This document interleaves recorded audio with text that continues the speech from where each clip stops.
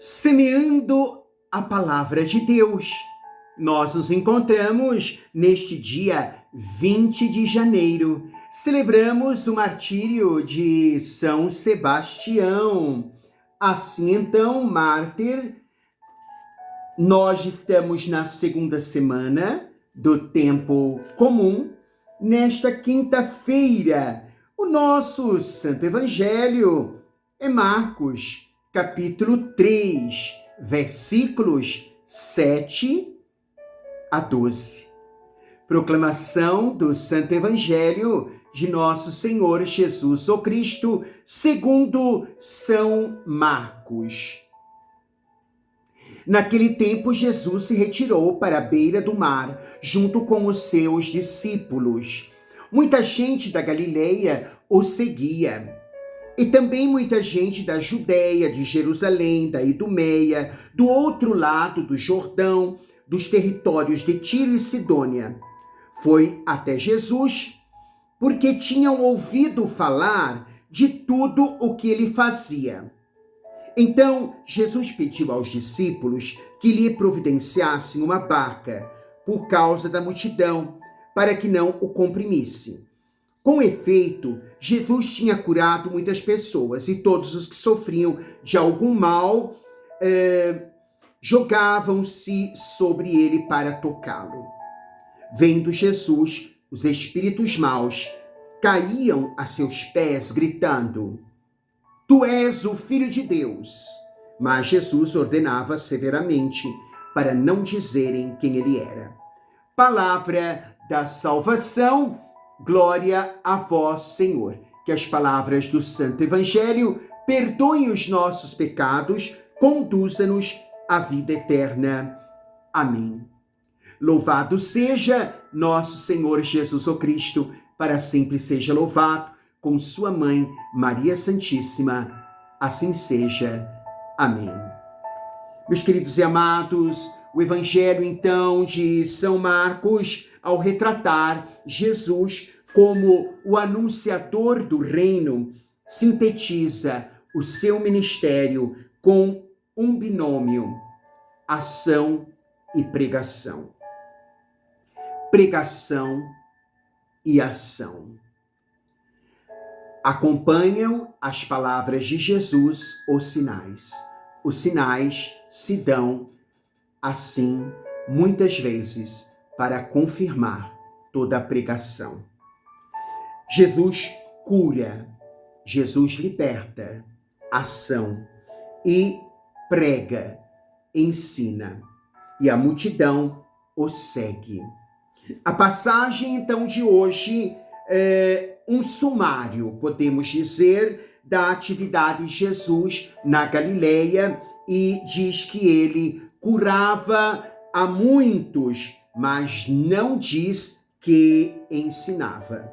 O Evangelho ressalta que muita gente foi até Jesus porque tinha ouvido falar de tudo o que ele, assim então, tinha feito, tinha realizado, o que ele fazia. A multidão não veio a Jesus para ouvir ensinamentos, muito menos por fé. A motivação era o interesse pela capacidade extraordinária e miraculosa de Jesus. Jogavam-se sobre ele, diz aqui o texto, jogavam-se sobre ele para tocá-lo.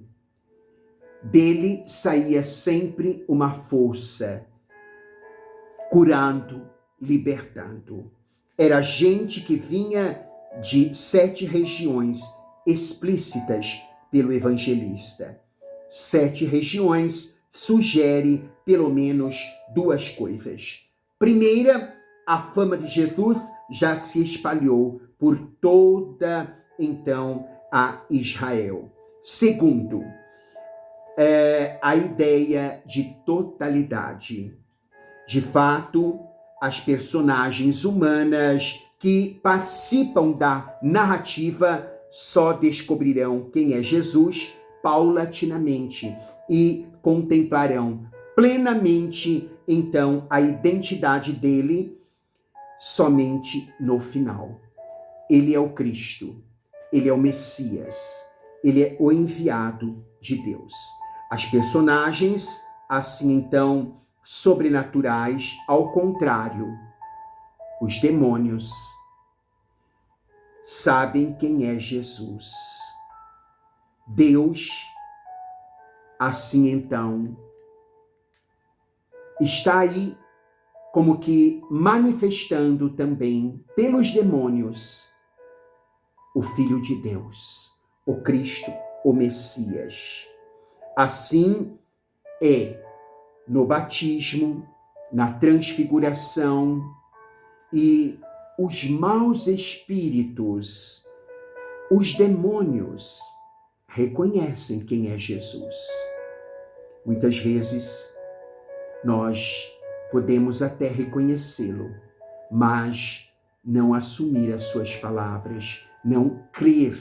Os demônios, assim, sabem, identificam quem é Jesus. Tremem, mas não se submetem. Assim, então, para nós, o Evangelho de Marcos traz estas revelações, são revelados desde o início os, assim, atos de Jesus, o ministério de Jesus, a identidade de Jesus, o Cristo Messias. Assim, então, o mistério de Deus vai sendo revelado. Jesus, Messias, Filho de Deus, para que nós possamos crescer nos firmando na fé madura e desinteressada. Crer em Jesus simplesmente por Ele, por aquilo que Ele é, e não pelo que Ele faz, pelo que realiza. Ele é o Senhor Yeshua, o Deus Salvador. Que nós possamos deixar, então, esta palavra penetrar o nosso coração. Quem és tu, Jesus? O Filho de Deus, meu Salvador, meu Libertador. E quando nós, assim, testemunhamos, falamos com a palavra, nós temos que testificar com a vida, assumindo a palavra, assumindo a notícia boa, que é Jesus, nosso Libertador, Salvador. Em nome do Pai, Filho e Espírito Santo. Amém.